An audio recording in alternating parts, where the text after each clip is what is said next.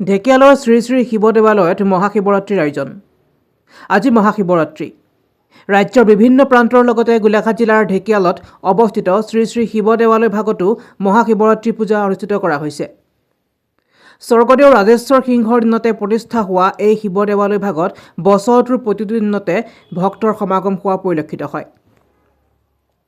1768 খ্ৰীষ্টাব্দতে প্ৰতিষ্ঠা লাভ কৰা এই দেৱালয় ভাগত আজি শিৱৰাত্ৰিৰ দিনা যথেষ্ট সংখ্যক ৰাইজৰ সমাগম ঘটে। গোলাঘাট দেৰগাঁও সংযোগী পণ্ডিত হেমচন্দ্ৰ গোস্বামী পথৰ ঢেকিয়াল চাৰিআলি বা তিনিআলিৰ পৰা পূব দিশেৰে অলপ দূৰ আগুৱাই গ'লে মনোমোহা প্ৰাকৃতিক পৰিৱেশৰ মাজত অৱস্থিত এই শ্ৰী শ্ৰী শিৱ দেৱালয় ভাগ। ঢেকিয়াল মলীয়া গাঁৱৰ এই দেৱালয় ভাগত ধূপ চাকি জ্বলাই মহাদেৱৰ ওচৰত মনৰ ভাৱ ব্যক্ত কৰিলে ভক্তৰ মনৰ কামনা পূৰ্ণ হয় বুলি অতীজৰে পৰা লোকবিশ্বাস আছে।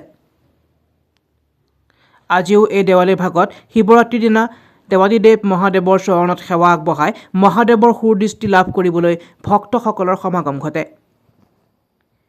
News desk, Golaghat diary.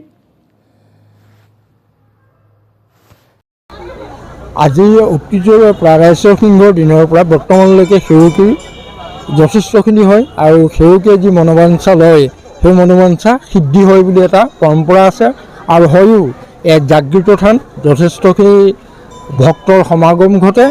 গতিকে ইয়ালৈ আহি সকলো সুফল লাভ কৰে বুলি আমাৰ এটা বিশ্বাস আছে। গতিকে আমি এইবাৰ শিৱৰাত্ৰি মহাশিৱৰাত্ৰি দুদিনীয়া কাৰ্যসূচীৰে অনুষ্ঠিত হৈছে। আজি প্ৰথম দিনাৰ কাৰ্যসূচীত যথেষ্ট মানুহ হৈছে। ৰাতিলৈ আমাৰ চাৰিওৰ শিৱ পূজা আৰম্ভ হ'ব। শিৱ পূজা আৰম্ভ হ'লে আৰু তাতো যথেষ্টখিনি সেউকীৰ সমাগম হ'ব বুলি আমাৰ বিশ্বাস আছে।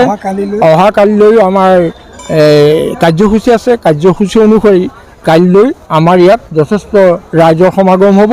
ৰাইজে ইয়াত আশীষ ল'ব আৰু আশীষ লৈ ৰাইজৰ মনোবাঞ্ছা সিদ্ধি হয় বুলি এটা যথেষ্টখিনি এটা প্ৰবাদ আছে।